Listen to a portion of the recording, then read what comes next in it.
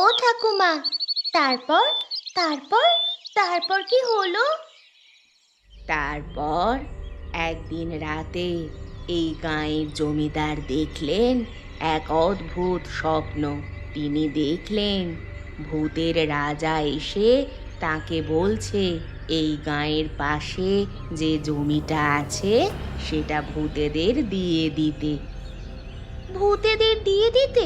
বলো কি, জমি নিয়ে ভূতেরা কি করবে? এই কথাটাই জমিদার ভূত রাজার কাছে শুধালো। ভূত রাজা বলল এখানে তার ভূত সৈন্যদের জন্য একটা বেল অশ্বত্থ গাছের বাগান করবে। এই অঞ্চলের সকল ভূত সেই বাগানে থাকবে। তখন জমিদার কি বলল? আমাদের জমিদার খুব কৌশলী ছিলেন। তিনি বললেন, ঠিক আছে, তোমাদের আমি জমি দিব, কিন্তু তার বিনিময়ে আমাকে একটা পুকুর কেটে দিতে হবে। তখন ভূত রাজা পুকুর কেটে দিল? হ্যাঁ, একদিনে একটা বিশাল পুকুর কাটলো, আর তার নাম হলো ভূতের দিঘি।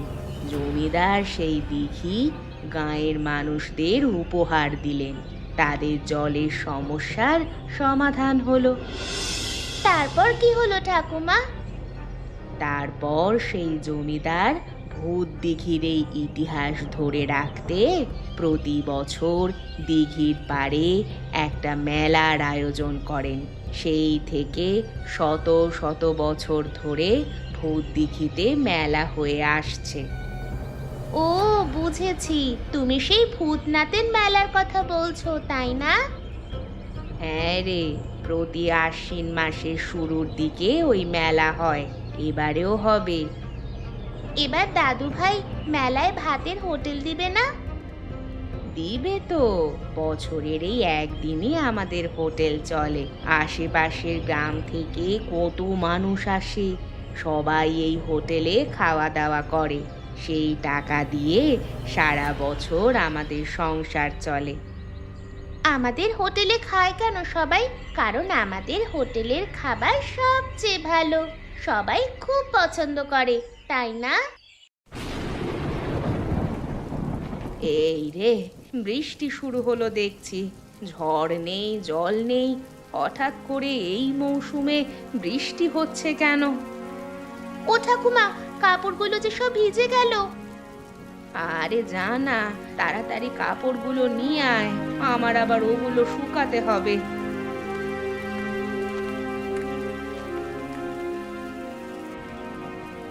ও গিন্নি, একটা গামছা দাও তো, বৃষ্টিতে একেবারে নিয়ে গেছি গো। সে কি গো, এতক্ষণে তোমার আসার সময় হলো? আর বলো না, মহাজনের সাথে কথা বলে আসলাম, সামনে তো ভূতনাথের মেলা, এবার হোটেল দিতে হবে। তা উনি কি বললেন? সেজন্য তো বাকিতে জিনিসপত্র আনতে হবে, তিনি কি দিবেন? সে দেবে, কিন্তু মুশকিল হয়ে গেল অন্য জায়গায়। কেন গো, কি হলো? শুনলাম বিমল এবছর খাবারের হোটেল দিচ্ছে। সে কি কথা? ও কেন হঠাৎ হোটেল দিবে? প্রতি বছর তো মেলায় আমরা খাবারের হোটেল দেই। ওর দিতে ইচ্ছে করছে, আমরা তো আর না করতে পারবো না, কিন্তু আমি ভয় পাচ্ছি অন্য জায়গায়। ও গাঁয়ের মোড়লের সাথে পরামর্শ করছে শুনলাম। আরে মোড়লটা তো আমাকে দেখতে পারে না। এখন দুজনে মিলে যে কোনো একটা অঘটন ঘটাবে যাতে আমরা হোটেলটা দিতে না পারি। এখন কি করবে গো? একদিনের এই হোটেল দিয়েই তো আমাদের সারা বছরের সংসার খরচ চলে। ওটা এবছর না থাকলে কি করে সংসারটা চালাবো? ও নিয়ে তুমি ভেবো না গিন্নি, হোটেল আমি দেব, একদিনেরই ব্যাপারই তো, কোনোভাবে সামলে নেব।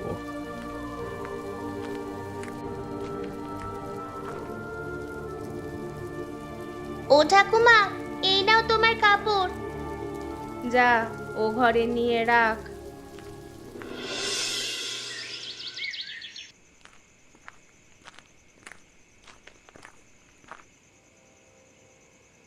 কি করব মোড়ল মশাই, আপনি একটা উপায় বলে দেন তো। আমি তো উপায় বলে দিয়েইছি, তুমি এবারের মেলায় খাবারের হোটেল নিয়ে বসবে। কিন্তু ওপারের ওই গোপাল কাকুকে কি বলবো, প্রতি বছর যে উনি হোটেল খোলেন। ওই গোপালকে নয় ছয় বুঝিয়ে দিলেই হবে, ও নিয়ে তুমি ভেবো না।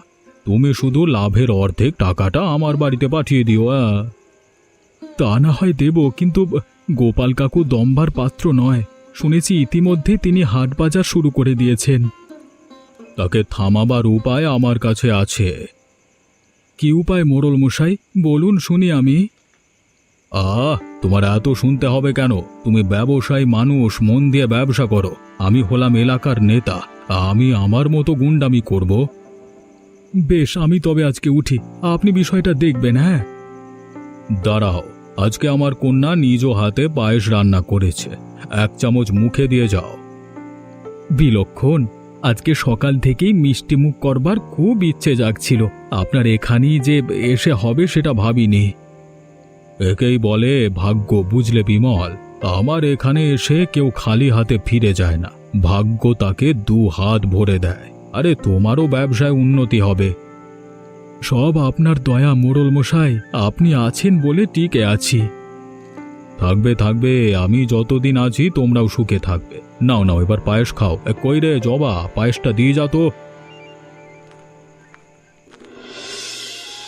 ও দিদি, আমার পুতুলটা একেবারে নষ্ট হয়ে গেছে। দেখতে কেমন কালো দেখাচ্ছে, দেখো। এতে মন খারাপ করার কি আছে মিনু? এবারের মেলা থেকে আরেকটা পুতুল নিলেই হবে। হ্যাঁ, শুনেছি এবার ভূতনাথের মেলায় অনেক বড় বড় দোকান আসবে, কিন্তু আমার এই পুতুলটাকে পাল্টাবো না, আমাকে ছাড়াও থাকতেই পারবে না। বেশ, তাহলে আমি একে রং মাখিয়ে সুন্দর করে দিব। হ্যাঁ রে বাবলু, মেলা হলে তো অনেক সুন্দর সুন্দর জিনিস উঠবে, তাই না রে? হ্যাঁ রে, ঘড়ি, মোটর গাড়ি, আরো কত কি থাকবে। আমি তাহলে একটা ঘড়ি কিনবো, অনেক দিন ধরে ঘুড়ি ওড়ানোর শখ আমার। সে দেবক্ষণ, কিন্তু এবারের মেলায় কি আমি এত সময় পাবো? কেন রে, কি হয়েছে? ও, তোদের তো বলা হয়নি, বাবা এবারের মেলায় খাবারের দোকান দিচ্ছে, আমাকে সারাদিন ওখানেই থাকতে হবে। কিন্তু খাবারের দোকান তো আমার দাদু ভাই দেয়, তোমার বাবা দিবে কেন তা? একজন দিলে কি আর একজন দিতে পারবে না, এমন কোনো কথা আছে? তা নেই, কিন্তু বিমল কাকু এবার জোরে সোরে মাঠে নেমেছে। কাল রাতে বাবার সাথে পরিকল্পনা করতে এসেছিল, আমি আড়াল থেকে সব শুনেছি। কি শুনেছো দিদি? বলল গোপাল দাদুকে যেভাবেই হোক এবার ব্যবসা থেকে নামাতে হবে। তিনি হোটেল দিলে অন্য দোকানে কোনো ক্রেতা যাবে না, তাই ওরা তাকে ধরাশায়ী করবে, যাতে তার ব্যবসার কোনো প্রতিদ্বন্দ্বী না থাকে। তোর বাপটা বজ্জাতের হাড্ডি, কি থেকে যে কি করে বসে কে জানে। হ্যাঁ রে, ওরা বলা বলি করছিল প্রয়োজনে গোপাল দাদুর কোমর ভেঙে দিবে, আমি নিজের কানে শুনেছি। তাহলে তো গোপাল দাদুর অনেক বিপদ, কখন যে অঘটন ঘটবে কে জানে। তাহলে তো দাদু ভাইকে এক্ষুনি সচেতন করতে হবে, না হলে সত্যিই হয়তো ওনার কোমর ভেঙে দিবে। হ্যাঁ রে, তাই চল। তোরা যা, আমি একটু বাড়ি থেকে আসছি।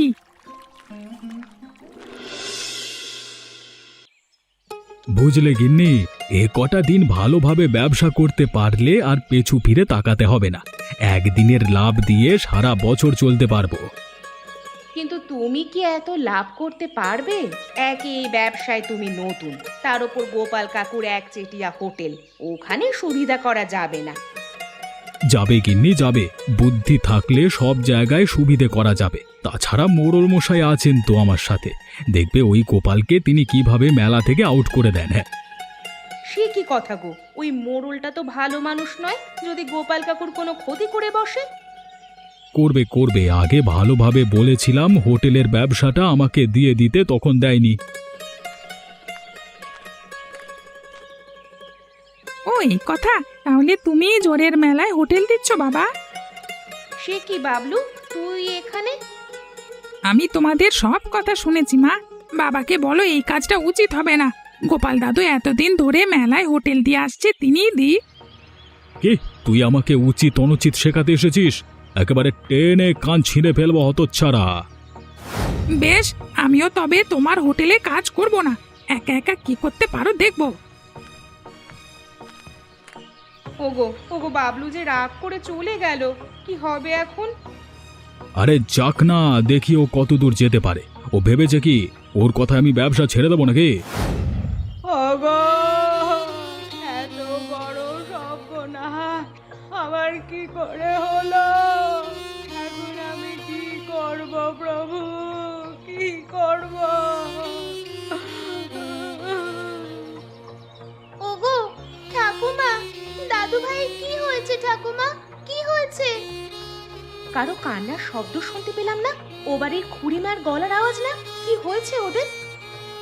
কাজ তবে হয়েছে গিন্নি, মোড়ল মশাই তার কথা রেখেছেন। যাই গিয়ে দেখে আসি বুড়োটার কি অবস্থা হলো। ওগো, এ কি অলক্ষণে কাণ্ড ঘটলো? এখন আমি কি করে এই সংসারটা চালাবো? কি আর বলবো গিন্নি, সবই বিধাতার ইচ্ছে। না হলে কি মেলার আগেই কোমরটা ভাঙতে হতো। আচ্ছা দাদু ভাই, তুমি কি করে তোমার কোমর ভাঙলে বলো তো? আজকে সকালে গরুর গাড়িতে করে আমি হাট থেকে রান্নার সরঞ্জাম নিয়ে ফিরছিলাম। হঠাৎ কোত্থেকে একটা ইঞ্জিনের গাড়ি উদয় হলো।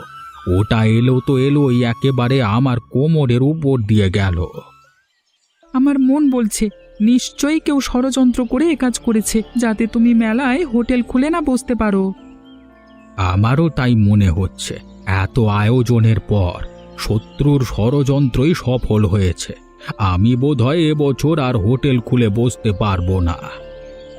না দাদু ভাই, এবছর মেলায় তোমার হোটেল চলবে, আমরা তোমাদের হোটেল খুলে বসবো। তোরা তোরা এতটুকুন কতগুলো বাচ্চা ছেলে মেয়ে, এই কাজ তোরা পারবি? পারবো ঠাকুমা, পারবো। তুমি আর জবা ভাত তরকারি রান্না করে দেবে, আমরা তা বিক্রি করব। না রে, তোদের দিয়ে কাজ হবে না। তাছাড়া তোর তোর বাবা মা জানলে রাগ করবে। বাবা মায়ের আগের দিকে তাকালে তো হবে না। তোমরা এই একদিনের হোটেলের লাভ দিয়ে সারা বছর চলো। আমরা চাই তোমাদের সাহায্য করতে, সেজন্য অবাধ্য হলে হব। বেশ, তোরা যখন বলছিস করে দেখ, যদি কটা টাকা আসে তাহলে ওর চিকিৎসাটা করাতে পারবো। ওগো, কি বলো তুমি? বেশ বেশ গিন্নি, তাই হোক। এবার তাহলে হাট বাজার কোথায় আছে আমাদের দেখিয়ে দাও। আজকে থেকেই কাজ শুরু করতে হবে, কালকে বাদে পরশুদিন তো মেলা। ওই যে রান্নাঘরে সব ঘরে আছে, অমিনু, নিয়ে যা তো ওদের। এসো তোমরা।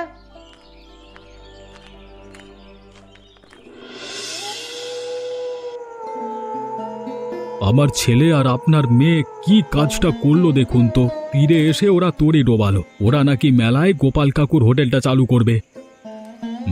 একেই বলে ঘরের শত্রু বিভীষণ। ওদের চোখে চোখে রাখতে হবে। চোখে চোখে রেখে কি লাভ? তার চেয়ে বলুন বলুন তো কানমলা দিয়ে সব কটাকে ঘর পাঠাই। না না বিমল, এ কাজ করা যাবে না।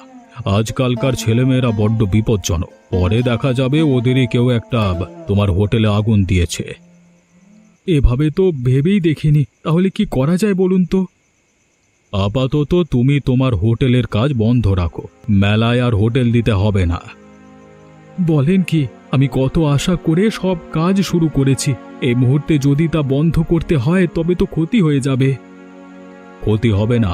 ব্যবসায় যা লাভ আসে তার অর্ধেক তুমি পাবে, আর বাকিটা আমি নেব। হোটেল না চালালে টাকা আসবে কি করে? সেটা সময় হলে বুঝতে পারবে। এখন বাড়ি যাও, নিশ্চিন্ত মনে ঘুমাও। কালকে আমরা গোপালের হোটেলে ভাত খেতে যাব। আপনার কি মতি গতি কিচ্ছু বুঝি না। ঠিক আছে, আমি যাচ্ছি, কালকে মেলায় দেখা হবে।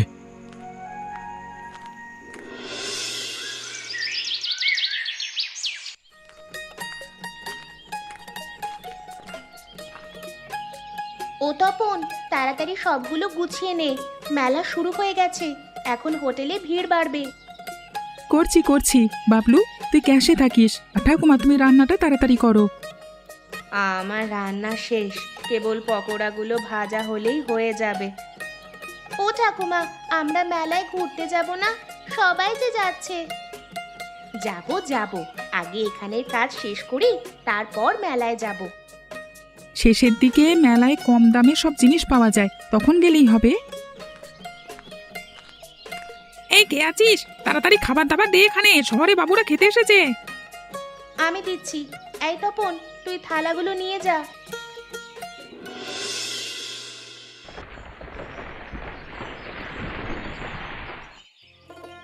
কি রে তপন, ওই টেবিলে যে খাবার দেওয়া হয়নি, তাড়াতাড়ি খাবার দে। দিচ্ছি দিচ্ছি। ও মিনু, তাড়াতাড়ি ভাত নিয়ে আয় তো। এ মা, ভাত যে শেষ হয়ে যাচ্ছে। ও জবা দিদি, এখন কি হবে গো? এত মানুষ আসছে আজ, খাবার দিচ্ছি কম পড়ে যাবে। ও ঠাকুমা, তুমি তাড়াতাড়ি উনুনে হাঁড়ি চড়াও। আমি চড়াচ্ছি দিদি ভাই, তুই একটু বসে জিরিয়ে নে। সেই সকাল থেকে কাজের ওপর আছিস। না ঠাকুমা, জিরোবার সময় নেই। দেখছো না কত মানুষ আসছে? হ্যাঁ গো, এবছর অনেক লাভ হবে, তাই না ঠাকুমা? তা হবে বই কি, তোর দাদুর চিকিৎসা খরচটা ভালোভাবেই হয়ে যাবে। এই রে, সকাল থেকে যে দাদু বাড়িতে একা আছে, একবারও তার খোঁজ নেওয়া হয়নি। দিদি ভাই, যা তো মা একটু বাড়িতে গিয়ে তোর দাদুকে একটু দেখে আয়। মানুষটা একা একা যে কি করছে কে জানে। যাচ্ছি ঠাকুমা। দাঁড়া, কটা ভাত তরকারি নিয়ে যা, আজ তো বাড়িতে রান্না হয়নি।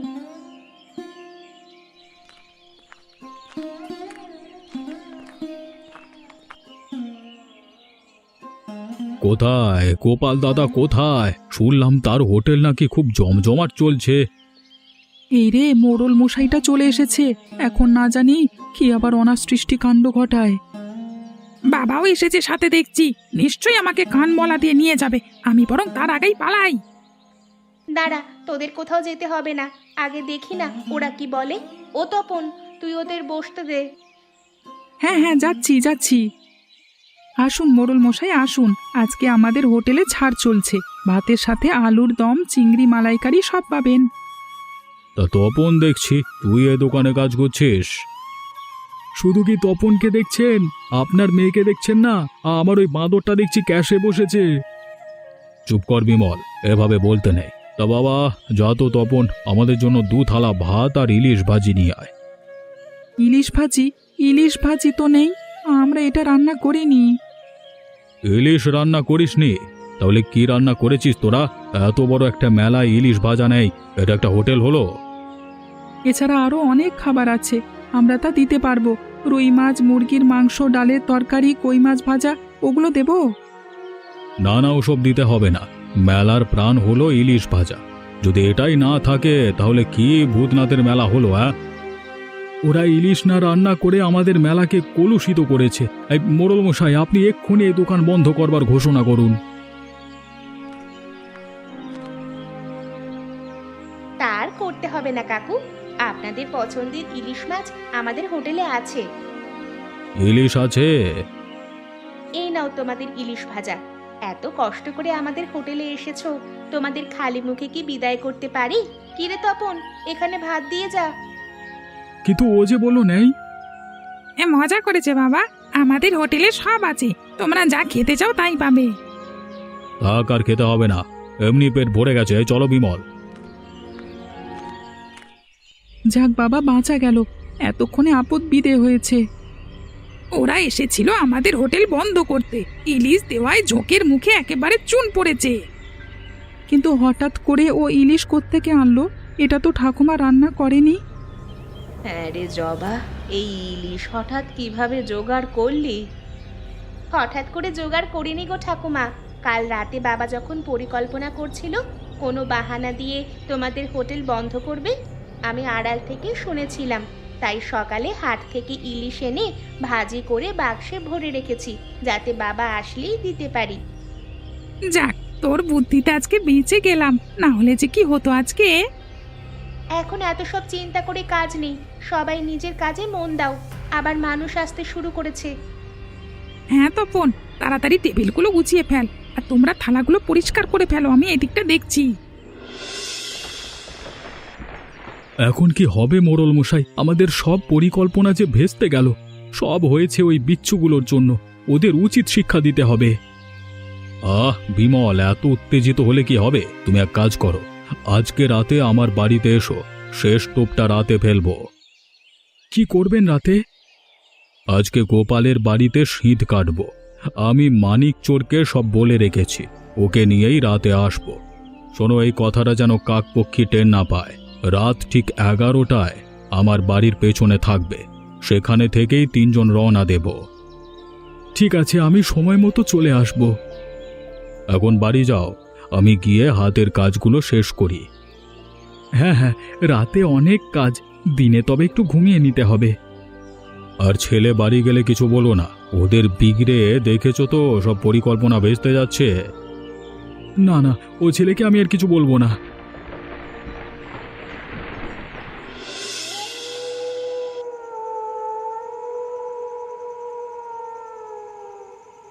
এই নাও ঠাকুমা, আজকের হোটেল থেকে 5,000 টাকা লাভ হয়েছে। এত টাকা? এই যে স্বপ্নের মতো লাগছে। আমি এত বছর হোটেল চালিয়ে 2000-এর বেশি আয় করতে পারিনি। সব ওদের জন্য হয়েছে। ছেলে মেয়েগুলো দিন রাত পরিশ্রম করে এতগুলো টাকা উপার্জন করেছে। এই টাকায় তোমাদের পরিশ্রম লেগে আছে, তাই এগুলোতে তোমাদেরও ভাগ আছে। আমি এখান থেকে কিছু অংশ তোমাদের দিয়ে দিলাম।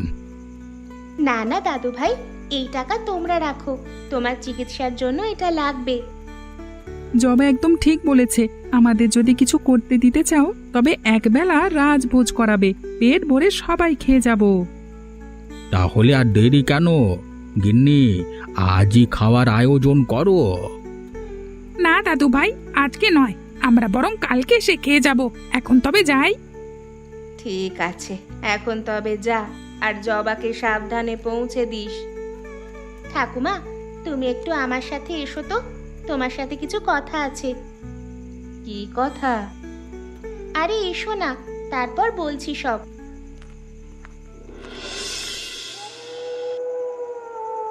ছেলে মেয়েগুলো আজকে বড় উপকার করলো গিন্নি, কি বলো?